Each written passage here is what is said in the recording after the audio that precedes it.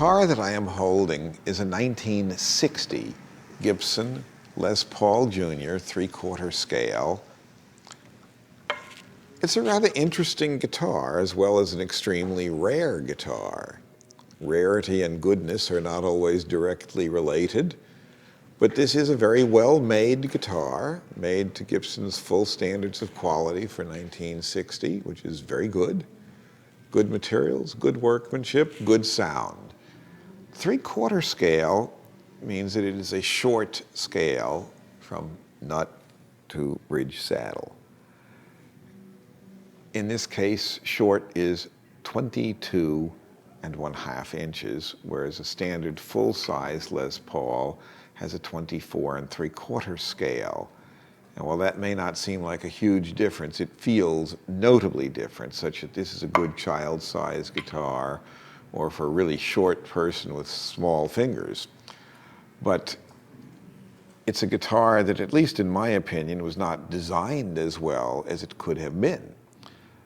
By contrast, the full scale, of which I have an example right here, 1959, same body shape, Les Paul Special, you can see has a longer neck. The bridge position is different so that more frets are clear of the body, so you have full access. The lack of access where this joins the body at the 15th fret position pretty much negates any advantage of having a double cutaway. You just can't reach the notes. In fact, this cutaway horn's in your way. This, you have full access, you could reach everything. I think this would have been a more successful model had they made it with the bridge position in a more normal position and with, as a result, the neck fully accessible. But as it is what it is, and we don't know why they designed it that way. The people who did that design are now dead, and they didn't record why they did it.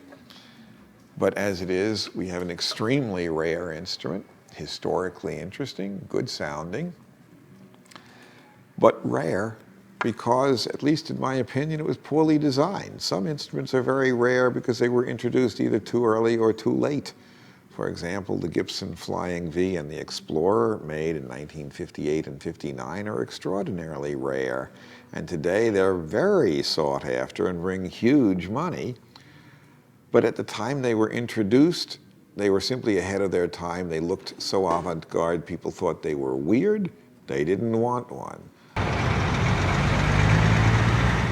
I still vividly remember in 1963 and 64, when I was already starting to collect guitars, that Jack Moore's Guitar Studio in Chicago still had a new 58 Flying V sitting unsold at the original price, $247.50, and from 58 to 64, it was still sitting there. I don't know who's the lucky guy who bought it, but today that thing would be worth a few $100,000.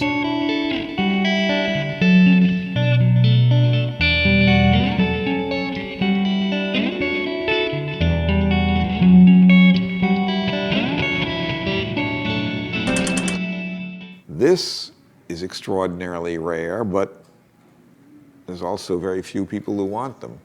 Some items are rare because they were introduced too early.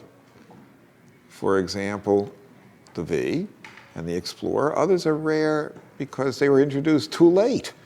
For example, the Gibson Lloyd Loar signed F5 mandolin, the best mandolin known to man. No better mandolin was made before it, and no better mandolin's been made since. It was introduced in mid-22, and it was a commercial failure because the mandolin orchestra boom had just died previous to that by a couple of years.